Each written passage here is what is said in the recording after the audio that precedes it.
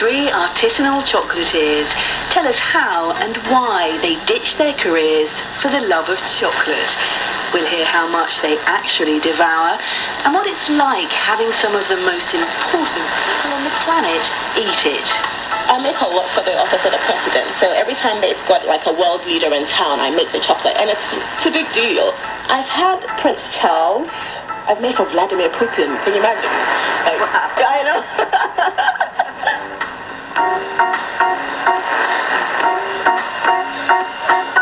The bittersweet world of chocolate is complex. The cocoa beans are produced by some of the poorest people on the planet to be turned into chocolate for some of the richest. Child labour, slavery, trafficking and deforestation haunt the sweet stuff. And still today, there is no guarantee your chocolate bar is completely free of any of them. But could the rise of craft chocolate or artisanal chocolate makers change this? Are consumers finally demanding more from their chocolate bar? And are they willing to pay for it? I'm with three chocolatiers.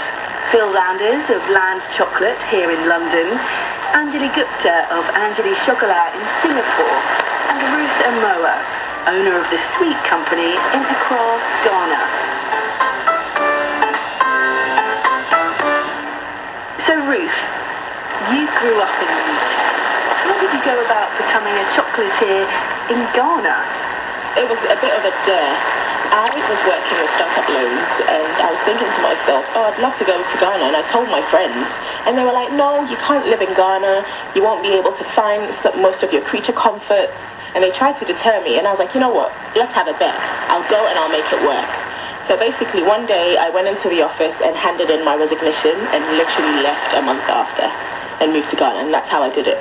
And the chocolate story was a bit of a weird one. So I worked with the government when I first came, and whilst I was doing the job, I organized an event with a gentleman from America who was a startup coach.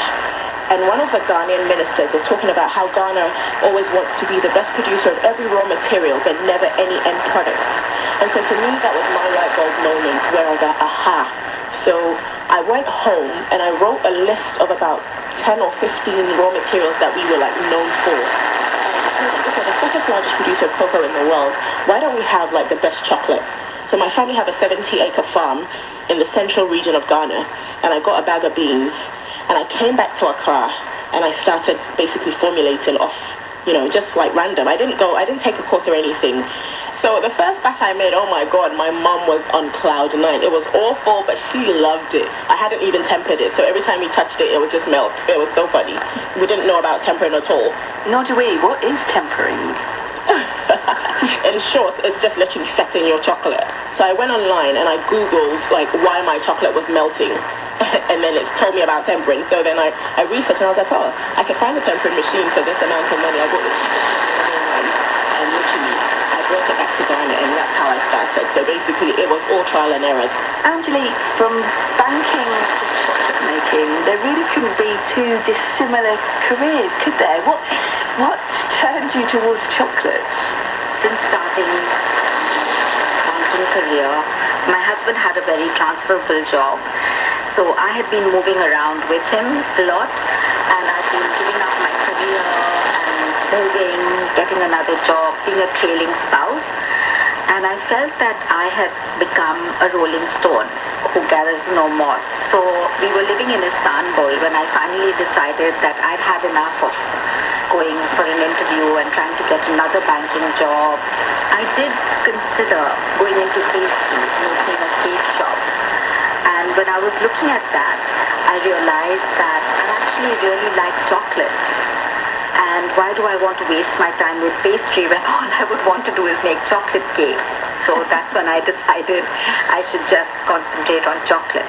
And how did your family react? The first person I told was my husband. He said, oh, that's a great idea. That is the reaction you want. Yes.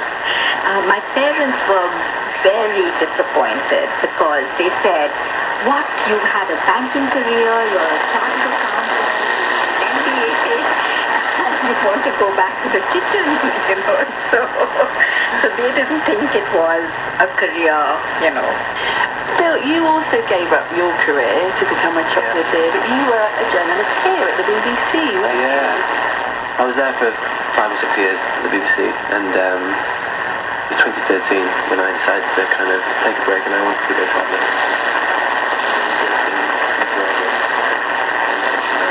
And I was still in the city and you go and visit a cocoa farm and spend some time with a cocoa farmer that help harvest their field essentially. And that was like kind of the first light bulb moment for me of, oh, this is where chocolate begins. And then I started to learn the process of what goes on from the bean to then essentially making chocolate. And carrying traveling, went to Guatemala, and that's where I actually made my first batch of chocolate. I remember, very touristy thing where you spend a day making a batch of chocolate.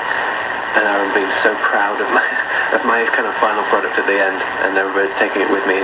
So are you a chocolate fan as well? Oh, a disgustingly okay. chocolate. Like when I grew up, my dad especially, I mean, it was a constant battle because he was quite against like kind of chocolate and sugar. He knew that I had a massive taste for it, and it didn't really help that at one point in my dad's career, he used to go around businesses and sell kind of like sweets and stuff. So he would store all the sweets in the garage, and I would always try and find ways of breaking in and trying to get the chocolate. It's all very well giving up your careers to make chocolate, but how do you actually make chocolate, Phil? It begins life as a tropical fruit, and it grows 20 degrees north, 20 degrees south of the equator, and it's basically like a cocoa belt where the cocoa tree can grow. And that tree itself produces a cocoa pod, and inside is the fruit and the seed, and it's the seed that is actually what we call the cocoa bean, and that's what turns into chocolate. And we have a cocoa pod here. So I've got it in my hand. It's about the size of a large mango, I guess. And that's and they can get bigger and they can get smaller. The array of colours as well you can get with it. This one's very purpley. Yeah. Whereas they're often sort of quite green as well. Yellow, red,